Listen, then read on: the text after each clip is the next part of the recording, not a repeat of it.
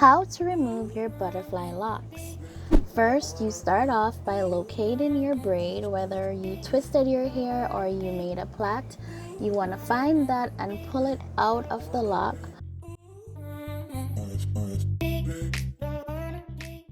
Once you've done that, you want to put your hair aside because you don't want to cut your hair.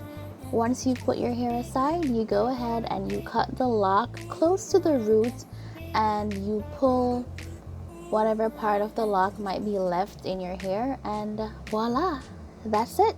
It literally took me less than 10 minutes to remove all my locks, so this process is very simple, so I made a short video for you guys. And in case you didn't get it the first time, I'm going to show you one more time how to remove your locks.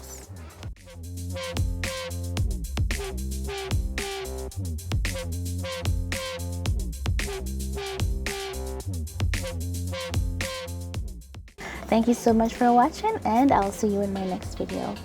Bye!